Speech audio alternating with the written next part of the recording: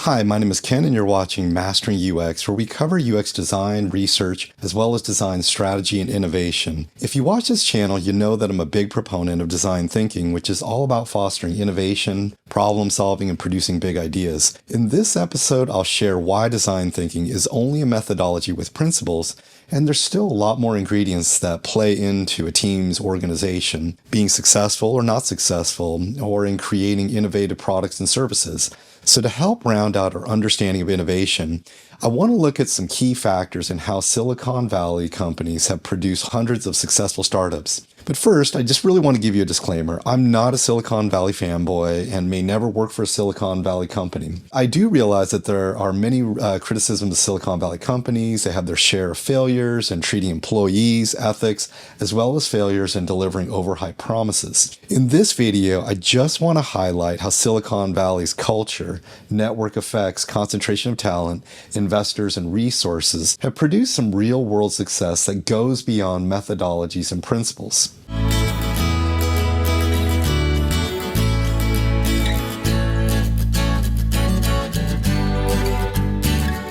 The overlaps of design thinking with Silicon Valley.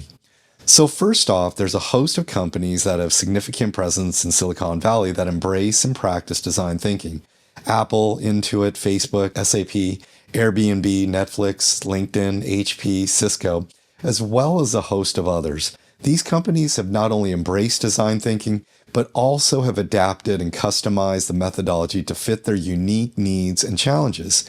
The integration of design thinking has allowed them to remain competitive, innovate consistently, and meet the ever-evolving needs of customers. So let's dive into some general common values of design thinking in Silicon Valley companies. So the first is empathizing with users. One of the foundational principles of design thinking is empathy, understanding the needs, desires, problems of the end users. Y Combinator, a well-known incubator for startups, places a significant emphasis on creating products that users love. Paul Graham, one of the YC's co-founders, often advises startups to make something people want, problem solving. Innovation isn't just about solving current problems, it's about anticipating future challenges and opportunities. The most successful Silicon Valley companies have visionary leaders who can see beyond the present and inspire teams to build for the future. Iterative, rapid prototyping. The tech industry's pace is often breakneck. Companies may prioritize moving fast, iterating based on feedback, and being first to market. While design thinking emphasizes prototyping, Silicon Valley's companies they arguably take it a step further with a culture of experimentation. They're not afraid to test new ideas, iterate rapidly, and even fail fast. The mindset allows them to adapt quickly to market changes and user feedback. Collaboration with diversity and diverse teams bring a range of perspective, experiences, and problem-solving approaches. Silicon Valley companies, especially the more forward-looking ones, understand that diversity and inclusion are not just ethical imperatives, but also drivers of innovation.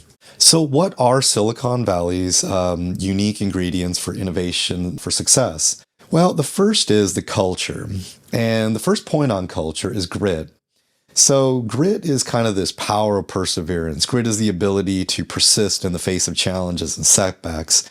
And it's about having the passion and perseverance to achieve long-term goals. Silicon Valley's entrepreneurs are known for their tenacity. They pivot when necessary, learn from failures, and keep pushing forward. This resilience is often what differentiates successful startups from those that fizzle out. A culture of experimentation while design thinking. There's this emphasis on prototyping. Silicon Valley's companies often take it a step further with experimentation. They're not afraid to test out new ideas, iterate rapidly, and fail fast. This mindset allows them to adapt quickly to mindset. So the next one is meritocracy and being results-oriented. So Silicon Valley places a high value on what you can do rather than where you come from. This is evident in the numerous stories of college dropouts or self-taught individuals who have risen to prominence in the tech world. The emphasis is on tangible results, innovative solutions, and the ability to execute. While pedigree, like having a degree from a top-tier university, can be advantageous, Silicon Valley places a lot of emphasis on networks, knowing the right people. Having worked at pivotal companies or having been part of an influential community can sometimes place more weight than sort of formal qualifications. It's more casual, more egalitarian. So there is an underlying reason why tech companies often have casual dress and flexible work hours. I would never say employees need to wear flip-flops or ride scooters in the office to be egalitarian, but this culture is symbolic of a shift away from traditional corporate hierarchies to one that is less formal and more collaborative. Direct communication. So directness and transparencies are valued, especially in startups where time is of the essence. This can come at the expense of niceties or extensive deliberation. While this sometimes can be perceived as being blunt or too frank, the intent is to be forthright and clear. If it can be done in a way that fosters psychological safety, it fosters engagement, encourages new ideas, and can boost team performance.